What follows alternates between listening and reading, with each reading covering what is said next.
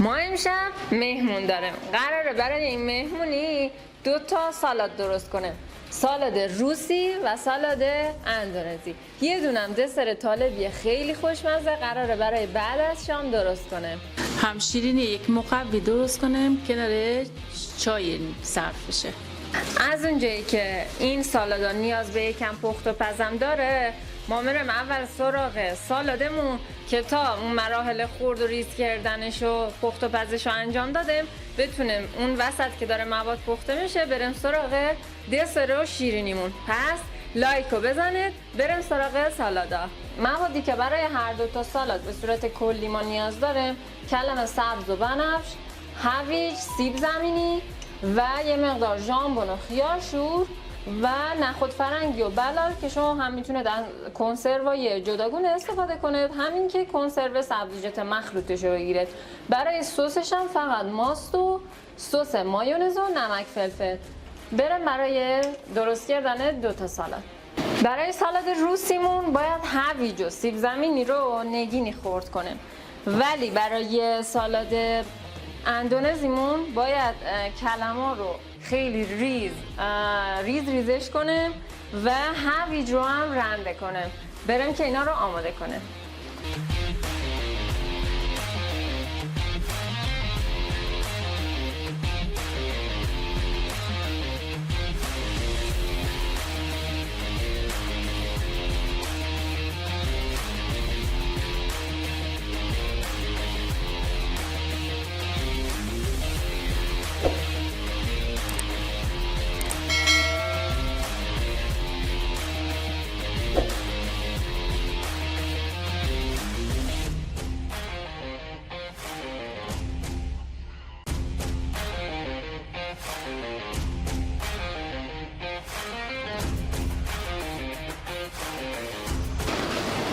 سیب زمینی رو برای سالاد روسی نگینی خوردش میکنه.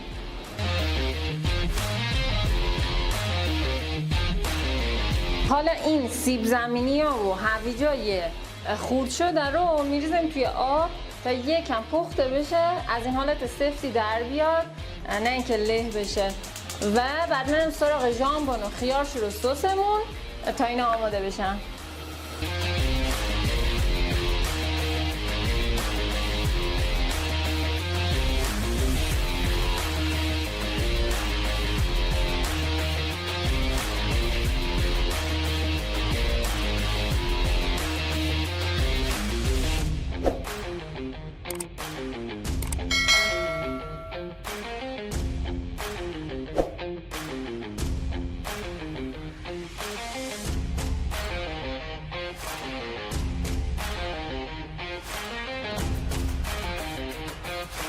خب بچه این وسط یادتون نره که اون کنسروی هم که قراره توی سالاد استفاده کنید و بذارید یه 10 دقیقه بجوشه.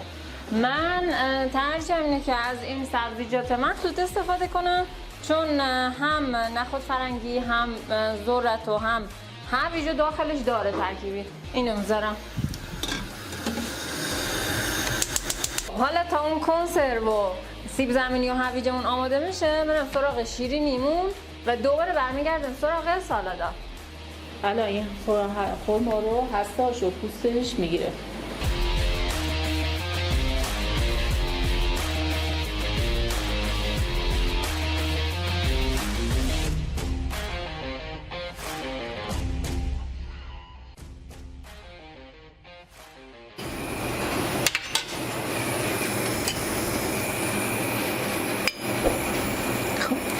اینم دیگه الان تقریبا از خامی در اومده و پخته شده.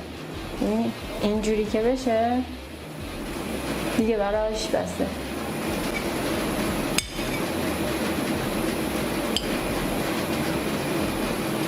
نرم شده. خب این هویج و سیب زمینی هم دیگه به اندازه کافی پخته شده. میرم آبش خالی میکنم و میذارم که خنکی بشه. پسته رو پوست کردیم، مغزش رو پود میکنه متاسک آسیاب.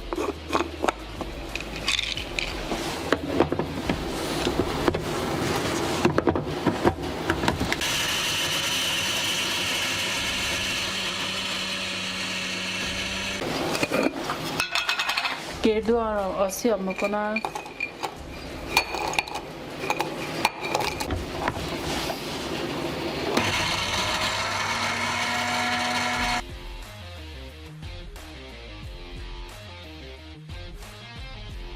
خرمایی که هستش و پوستش گرفتیم با له میکنه.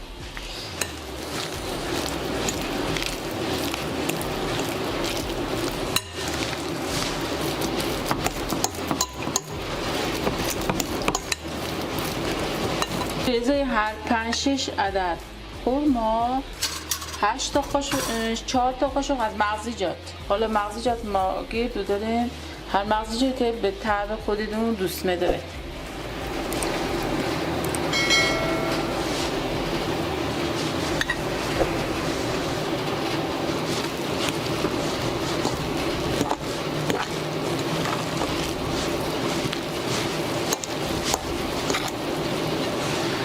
و پودر جوان گندم به ازای هر 5-6 عدد خرما 8 تا قاشق پودر جوان گندم.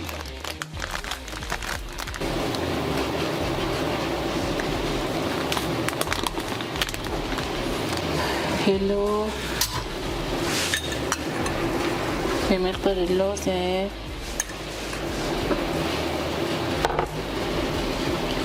دارچین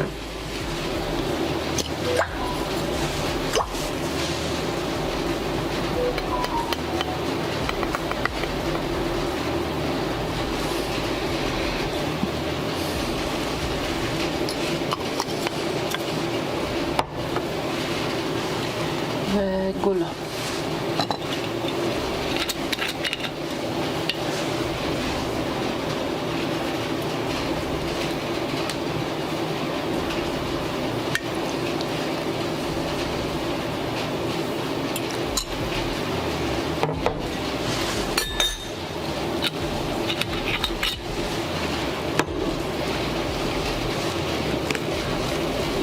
این رو همش با هم مخلوط میکنه تا خوب به هم دسته. خوب که مخلوط کنیم. شما هر مغزیجاتی که دوست میدارید، فندق، بادام، به طعم خودتون هر شکلی که دوست میدارید بهش اضافه میکنید. و الان میگم که شکل توپک اندازه یکی دونه گرد رو گردش میکنید دست.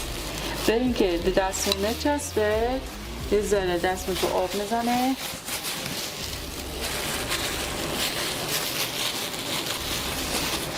و اینا رو به شکل توپک و به تزیینش هم پودر پسته و پودر کنجد دارم، خود کنجد. شما حالا پودر نارگیل و هر چیزی که دیگه دوست دارید میتونید اونو رو تزیین کنید.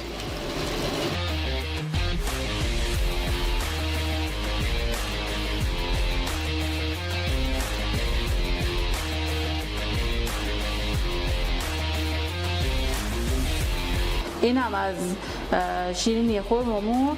لایک کنید. بریم برای آماده کردن سالادا.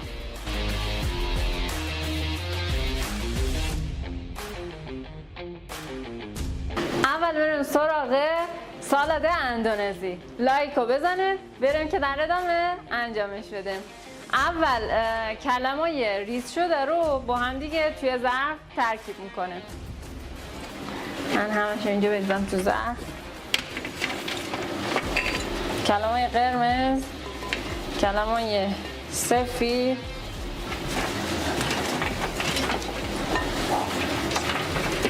و خب این ظرف کوچیکه باید عوضش کنم، این ظرف بزرگتر میاد. خب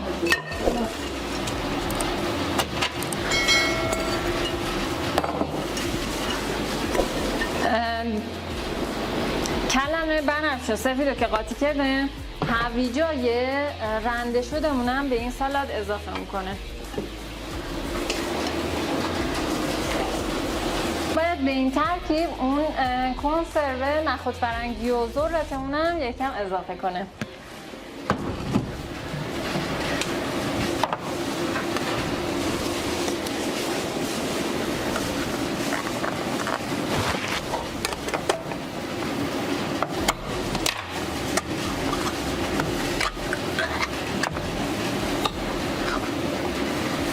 آبشو بریزم که توی سالاد لازم نیست باشه.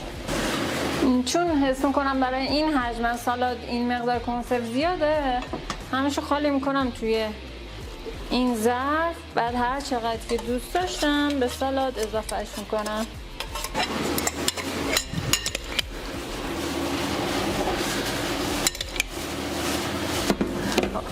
بازم قاطیش میکنم با هم. الان دیگه باید بریم سراغ سسش. لایک رو بزنید بریم که سسش هم آماده کنه. خب حالا بریم سراغ آماده سازی سس. هم میتونه توی ظرف جدا درست کنید به سالاد اضافه کنید، هم توی خود ظرف سالاد که من ترجیح میدم توی این درست کنم. یکم سس مایونز،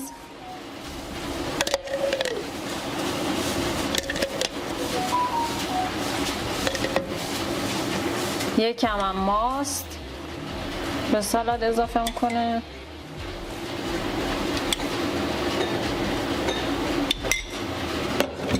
یک کوچولو نمک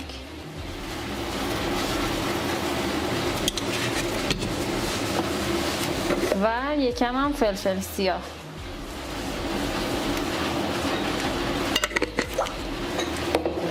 و با هم ترکیبش میکنه.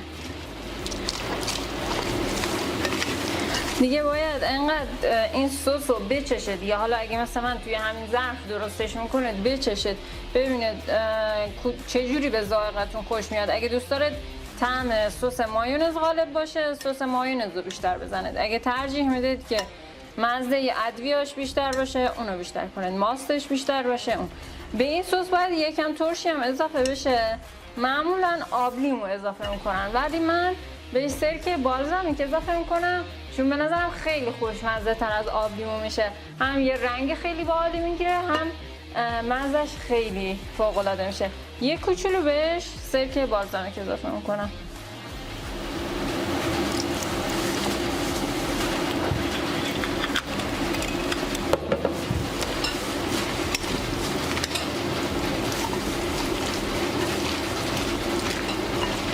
خب بعد از اینکه سسمون رو زدیم من الان میام یکم هم به ژامبون اضافه میکنم. دیگه این مواد همه چیش دل بخواهیه، بستگی به این داره که شما توی سالادتون بخواید چه حجم از هر کدوم از اینا رو ببینید. هر چقدر دوست داشتید هر کدوم از مواد رو بیشتر بریزید.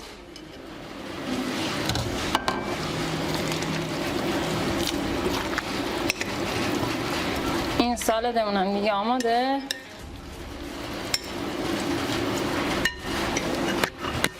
و لایک کنید بریم سراغ سالاد روسیمون.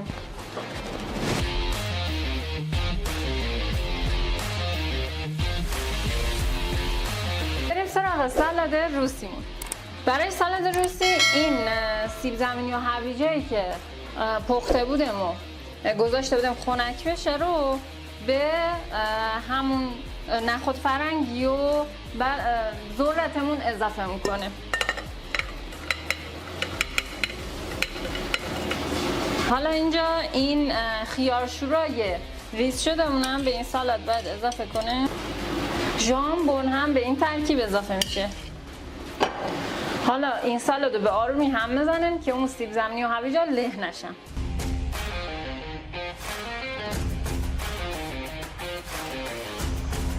از ترکیب سالاد روسیمون بریم که سس اینم آماده کنیم. این سسمون هم مثل همون سس سالاد قبلیه، فقط با این تفاوت که حتما توی یه ظرف جدا درست کنیم بعد اضافهش کنیم، چون ممکنه طی اون هم زدن و این سیب زمینی و هویجا له بشن. من یکم ماست اضافه میکنم. البته خب ماستم توی این ظرف اندازش اوکیه، به این سس اضافه میکنم. سس مایونز، باز یکم نمک و یکم فلفل سیاه. ترشی این سالاد هم من به جای آب لیمو باز از سرکه بالزامیک استفاده میکنم.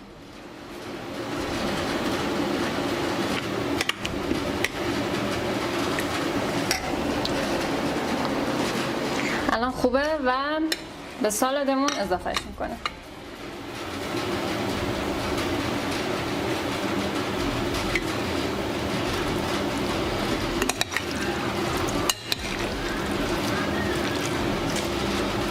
خب من فکر میکنم که خب برقمونم رفت.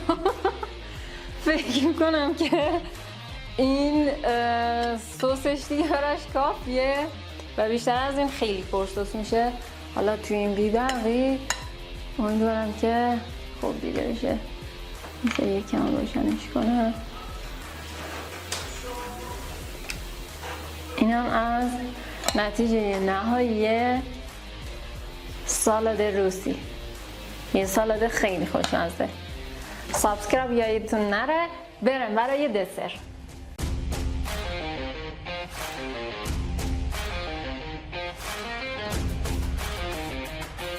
خب بچه ها، برای این دسرمون باید یه بسته بیسکویت پتی برو آسیابش کنم اول و یه طالبی نیاز داره، یه دونه ژل هم رنگ طالبی و اگه بتونه که هم طعم با خود اون داشته باشه که بهتر. البته این دسر رو با میوه دیگه هم فکر کنم بشه درستش کرد، فقط کافیه که یه ژل یه هم طعم و هم رنگ با اون میوه داشته باشه. بریم که این بیسکویت ها رو اول آسیاب کنه. حالا بریم سراغ طالبیا رو باید توی دستگاه مخلوط کن بریزم. برای اینکه راحت ترم این طالبیا له بشن، یه لیوان شیر همدمای محیط بهش اضافه میکنه.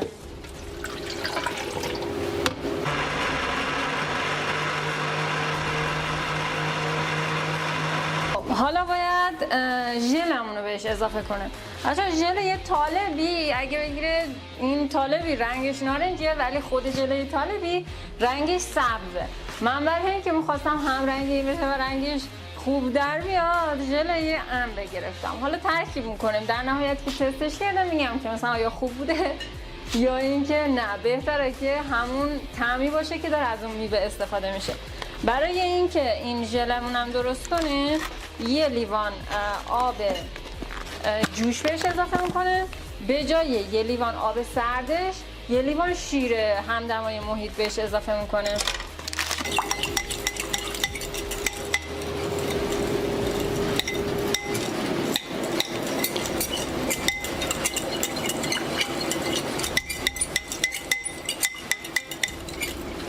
خب الان یه لیوانم شیر بهش اضافه میکنم.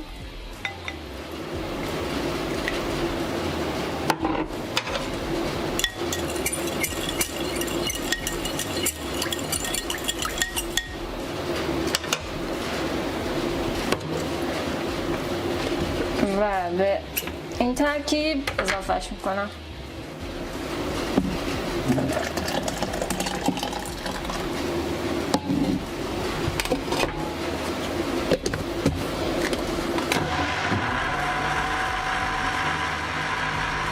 اینم از بیسکویت پتی بوری که آسیاب کردم. اینو دقیق چکش کنید که هیچ دونه درشتی داخلش نداشته باشه و کاملا آسیاب شده باشه.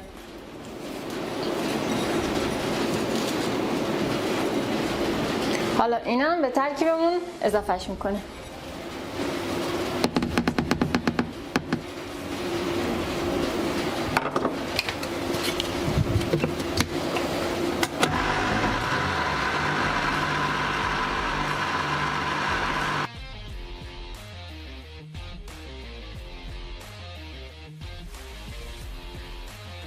این حجم از موادمون برای 8 تا از این کاسه ماسخوری بزرگا اندازه شد. بریم بذاریم توی یخچال تا بعد ببینیم که چه شکلی میشه. خب دوستان الان 4 ساعت گذشته از اون تایمی که گذاشتم اینا رو توی یخچال. میخوام الان ببینیم توی چه وضعیتی هستن.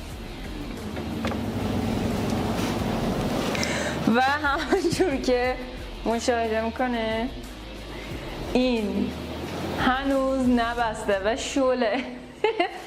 فکر کنم که من چون بیسکویت بهش اضافه کرده بودم یه لیوان شیر اضافه تر ریختم توش و فکر میکنم اون یه لیوان شیر نباید ریخته میشد، با همون یه دونه لیوان شیر بسته میشد این حتما و اینجوری شل نمون. توی مورد دیگه موفق بودم تو این گرم زدم، ولی برم بهش یکم ژلاتین اضافه کنم ببینم که سفت میشه و تو یخچال میبنده یا نه. اگه نبنده که دیگه واقعا گرم زدم. من به ازای هر کدوم از این کاسا یه دونه قاشق چایخوری ژلاتین ریختم و برم درستش کنم اضافه کنم ببینم آیا سفت میشه یا نه.